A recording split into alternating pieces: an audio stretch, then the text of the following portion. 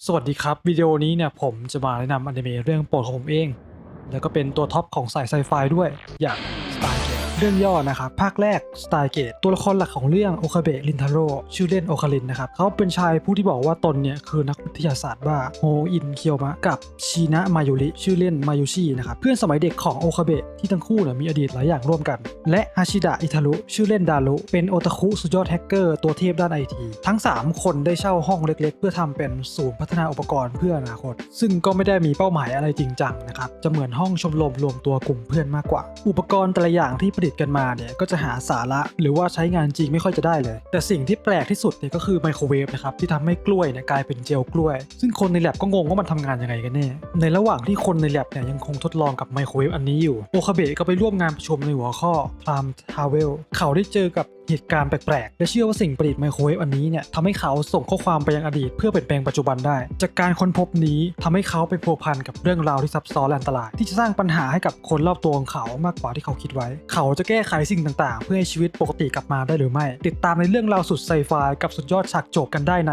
Stargate ต่อมานะครับกับภาค Polyomanias หรือว่าตอนที่25นะครับเป็นเรื่องราวหลังจากภาคหลักไม่กี่เดือนต่อมาหลังจากที่จบซีรีส์หลักสมาชิกแลบได้ถูกชวนมาร่วมกิจกรรมที่อเมริกาเป็นภาคปูไปสู่ภาคต่อมูฟี่ต่อไปต่อมานะครับผมภาคเดจาวูเรื่องราวในเวลไลน์ Stargate หลังจากการเดินทางสุดไซไฟทุกอย่างจากซีรีส์หลักผ่านไป1 ปีเวลไลน์นี้ไม่มีเซิร์นไม่มีไทม์แมชชีนไม่มีการสูญเสียเพื่อนคนสำคัญแต่มีบางอย่างที่ไม่ปกติเกิดขึ้นกับโอคาเบะความทรงจำจากเวลไลน์อื่นไหลเข้ามาทำให้ตัวตนของเขาไม่เสถียรและทำให้โอคาเบะโดนปฏิเสธจากเวลไลน์หายไปเหมือนไม่เคยมีอยู่ทำให้ไม่มีใครจำเขาได้แม้แต่แม่ของเขายกเว้นแต่สมาชิกนี่แหละที่รู้สึกได้ถึงความผิดปกติและคิดว่าบางสิ่งไม่ถูกต้องในภาคนี้เราจะได้เห็นโคริสุเนี่ยเป็นตัวละครหลักรับรู้ประสบการณ์ที่โอคาเบะเนี่ยได้เจอในภาคหลักต่างจากในทีวีซีรีส์ที่เป็นตัวละครซูเปอร์ซัพพอร์ตส่วนโอคาเบะที่ถึงแม้ว่าบทพี่เกจะน้อยเพราะโดนสแนปไปแต่เราก็ได้เห็นว่าเขาเนี่ยรักทุกคนในแลบและอยากให้ทุกคนเนี่ยมีความสุขจริงๆหลังจากทุกอย่างที่ได้เจอมาในภาคหลักภาคนี้เนี่ยสำหรับคนที่เชียร์คู่โอคาเบะคุริสุโดยเฉพาะเลยครับเพราะความสัมพันธ์ของทั้งคู่ในภาคหลักเนี่ยมันน่าสงสารเกินนะครับคนนึงรู้จักอีกฝ่ายดีมากๆจากหลายๆเวลไลน์อีกคนฝันถึงตัวเองในเวลไลน์อื่นๆลางๆว่าไปทำอะไรไปมั่งแต่เวลไลน์นี้ก็ยังไม่รู้จักกันจริงๆเรื่องนี้เป็นเรื่องสุดท้ายปิดตำนาน Stargate ซีรีส์คุณภาพได้อย่างสวยงามเลยแหละครับต่อมานะครับภาค Missing Link หรือว่า DY by Zero หรือว่าอีกชื่อนะครับ23เบต้าภาคนี้เนี่ยเป็นภาคปูเรื่องไปสู่ภาค Stargate Zero หากคุณคิดว่าซีรีส์หลักเนี่ยมันแฮปปี้เอนดิ้งง่ายเกินไปได้เวลามาดูจะเป็นยังไงถ้าเกิดว่าโอคาเบะเนี่ยยอมแพ้ตอนที่23และปล่อยให้คุริสุตายไปสุดท้ายครับกับ Stargate Zero หลังจากที่โอคาเบะช่วยคุริสุไม่สำเร็จใน23เบต้าด้วยความสิ้นหวังและหดหู่เขาจึงปฏิเสธตัวตนของโฮอินเคียวมะและไม่เป็นแลบอีกเลยทิ้งเรื่อง Time Travel ไว้ข้างหลังและกลายเป็นนักศึกษามหาลัยธรรมดาทั่วไปเขาได้เจอกับมาโฮฮิยาโจและอเล็กซิสเล็กซิเนนที่เคยเป็นเพื่อนร่วมงานกับคุริสุตอนที่ยังมีชีวิตในเวลไลน์นี้คุริสุได้ตายไปแล้วมีตัวแสดงแทนคืออามาเดียส AI ที่มีความทรงจำของคุริสุก่อนมาที่ญี่ปุ่นในซีรีส์หลักก่อนที่จะตายไปสุดท้ายแล้วเวลไลน์นี้ที่เสียสละคุริสุไปจะเป็นทางเลือกที่ถูกต้องหรือไม่และเขาจะยับยั้งสงครามโลกที่เกิดจากการพัฒนาไทม์แมชชีนได้หรือเปล่าไปติดตามกันต่อเองนะครับใน Stargate Zero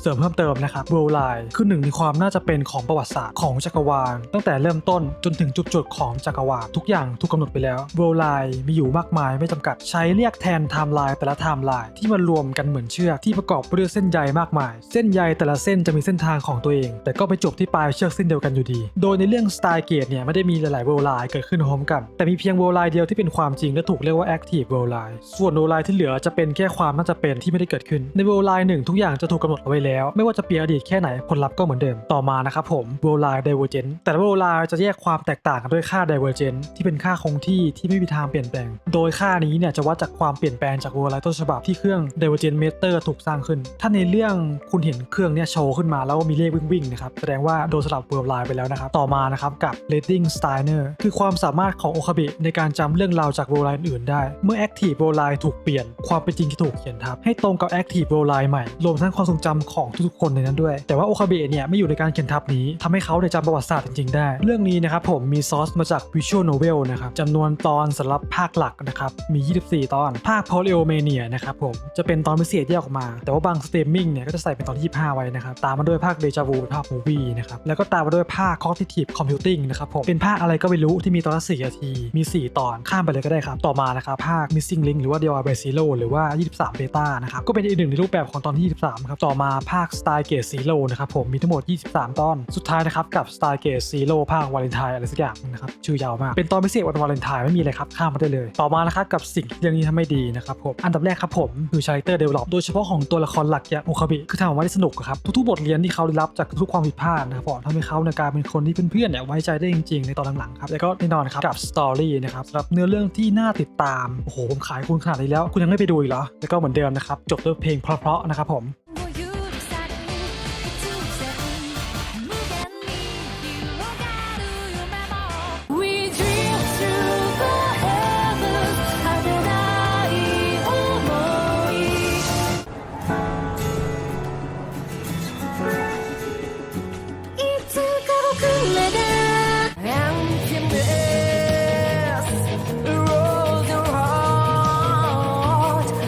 ต่อมานะครับกับสิ่งที่เรื่องนี้ทำได้ไม่ค่อยดีเท่าไหร่นะฮะข้อแรกครับผม slow build up คือทุกๆภาคเนี่ยตอนเริ่มเนี่ยมันจะเหมือนเป็น slide of life เลยครับผมคือกว่าจะปูเรื่องครบเนี่ยจะโลมากครับข้อถัดมานะครับผมคือเรามีตัวละครหลักที่บอกว่าตัวเองเนี่ยเป็นนักวิทยาศาสตร์บ้าครับผมมันก็แปลกดีนะครับแต่มันทำให้คนดูงงเว้ยว่าอันนี้คือพี่จริงจังหรือพี่เบียวอยู่สุดท้ายนะครับผมภาคที่ทำออกมาหลังๆเนี่ยมันกระแสจะไม่ค่อยดีเท่าไหร่คือถ้าเขาทำแบบเดิมเหมือนซีรีส์หลักเนี่ยมันก็ซ้ำไงครับก็น่าเบื่ออีกเขาก็เลยฉีกออกเป็นแบบอื่นๆบ้างแต่เหมือนคนที่ชอบภาคหลักจะไม่ค่อยชอบกันเท่าไหร่สรุปนะครับสไตล์เกตเนี่ยเป็นเรื่องที่สมควรดูอย่างยิ่งเลยอินตาคูลเป็นสายไซไฟกับเรื่องราวการข้ามเวลาที่เฉพาะตัวแล้วก็พล็อตที่เข้มข้นที่ตอนแรกๆเนี่ยจะเร่งเครื่องช้าๆไปหน่อยแต่พอออกตัวไปแล้วเนี่ยก็หยุดไม่อยู่เลยครับเมื่อกี้เนี่ยผมพูดไปหลายภาพมากๆแต่สรุปให้นะครับว่าเรื่องนี้มีวิธีการดู2รูปแบบตามสไตล์การเล่นเกมของคุณได้เลยแบบแรกนะครับสำหรับแบบสปีดรันสำหรับผู้เล่นที่ต้องการไปถึงจุดจบของเกมให้เร็วที่สุดให้คนดูตามลำดับตามนี้ได้เลยนะครับผม Stargate ภาคหลัก24ตอน Polyomania เลยก็คือตอนที่25นะครับแล้วก็ภาค Deja Vu ที่เป็นภาค Movie จบเลยครับแบบที่2นะครับแบบ Complete สำหรับผู้เล่นที่ต้องการเก็บเควสให้ครบแบบ